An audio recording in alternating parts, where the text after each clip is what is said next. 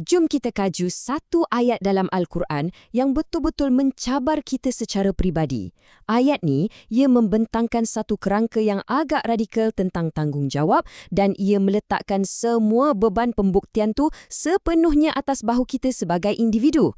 Okey, kita mulakan dengan satu soalan yang menusuk kalbu. Adakah kepercayaan anda tu betul-betul milik anda?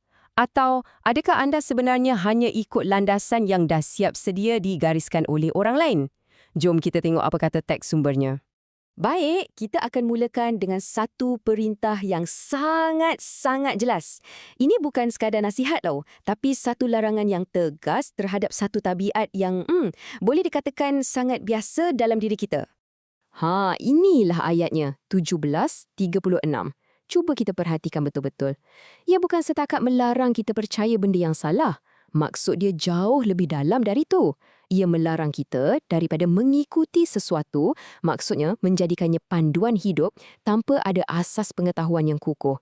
Kata kunci kat sini ialah qafa.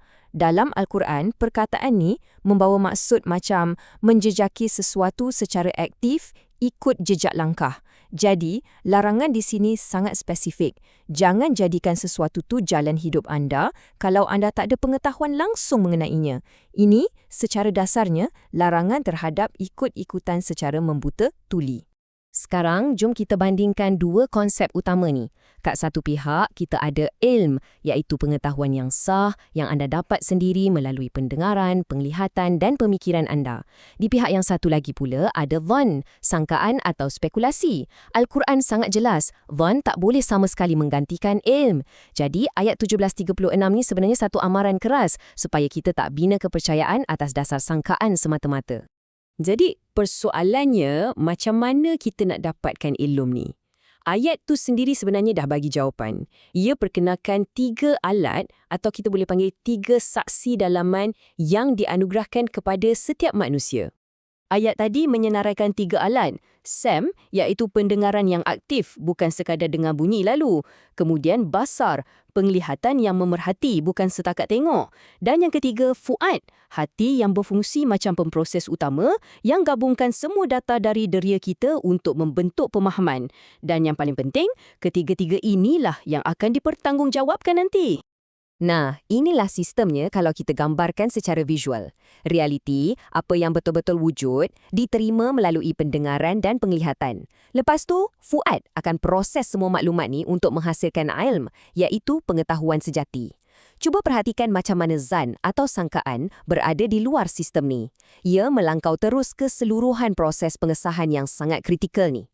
Baiklah, kalau anda rasa ayat 17:36 ni cuma satu kenyataan yang terpencil, sebenarnya tak. Al-Quran membina satu jaringan idea yang saling berkait dan semuanya menekankan mesej yang sama.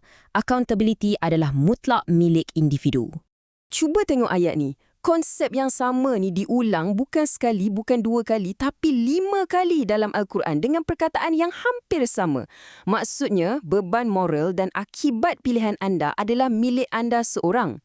Ia tak boleh dipindahkan, tak boleh diwarisi dan tak ada sesiapa pun boleh tanggung bagi pihak anda. Titik. Dan konsep ni diperluaskan lagi.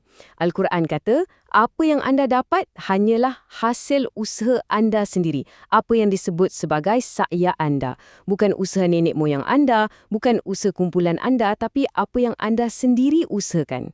Dan bila tiba hari perhitungan, semua identiti kumpulan akan dilucutkan. Ayat ni guna perkataan fard yang bermaksud tunggal atau bersendirian. Anda akan menghadap sebagai seorang individu, terpisah daripada semua struktur sosial yang pernah anda harapkan. Dan siapa yang akan audit rekod anda? Diri anda sendiri. Teks ni kata, jiwa anda sendiri dah cukup sebagai penghitung. Saksi dalaman ni semua tak boleh ditipu, tak kira apa pun alasan yang kita cuba berikan. Jadi, inilah kesimpulannya. Bila kita kumpulkan semua ayat-ayat ni, ia membentuk satu gambaran yang sangat jelas, tak boleh disangkal. Daripada larangan ikut tanpa ilmu, kepada beban yang tak boleh dipindahkan, usaha peribadi, sampailah ketibaan secara bersendirian. Semuanya tertumpu pada nafs, jiwa individu sebagai unit tunggal accountability. Sekarang, jom kita ambil kerangka kerja yang kukuh ni dan gunakannya untuk tengok satu bidang di mana tanggungjawab peribadi ni seringkali diserahkan kepada orang lain, iaitu dalam institusi keagamaan dan otoriti ulama. Al-Quran menangani isu perpecahan atau mazhab ni secara terang-terangan. Ia guna perkataan syia'an yang bermaksud puak-puak dan kemudian memberikan satu kenyataan yang sangat berat bahawa utusan itu sendiri tak ada kena-mengena langsung dengan mereka yang memecah belahkan din. Jadi, kenapa perpecahan ni boleh berlaku? Teks ni bagi satu diagnosis yang pedas. Ia bukan sebab perbezaan pendapat yang ikhlas. Sebaliknya, ia berlaku selepas ilmu pengetahuan datang. Dan puncanya, baghyan, persaingan, hasad dengki dan perebutan kuasa sesama mereka. Ayat ni pula mungkin yang paling tajam tentang isu autoriti keagamaan. Ia menuduh segolongan manusia mengambil ahbar, para sarjana mereka, dan ruhban, para rahib mereka, sebagai arbab yang bermaksud tuan-tuan. Jadi, apa maksudnya ambil seseorang sebagai Rab? Ia bukan tentang sujud menyembah mereka, tak. Ia adalah tentang menyerahkan kuasa untuk tentukan hukum dalam din anda. Apabila kata-kata seorang ulama jadi penentu halal dan haram bagi anda, mengatasi penglibatan langsung anda dengan teks, itulah tindakan yang dimaksudkan oleh ayat ni. Dan apakah akibat daripada sistem macam ni? Al-Quran menyusulinya dengan satu pemerhatian yang tajam. Ramai daripada golongan ahbar dan ruhbani akhirnya memesongkan orang lain dari jalan Tuhan. Puncanya tak semestinya niat jahat, tapi sebab struktur otoriti itu sendiri dah letakkan diri mereka sebagai perantaraan antara individu dengan teks. Dan ini membawa kita kembali kepada diri kita sendiri. Kerangka Al-Quran ni sangat jelas. Anda dilengkapi dengan alat untuk mengetahui. Anda bertanggungjawab secara pribadi. Beban tu tak boleh dipindahkan.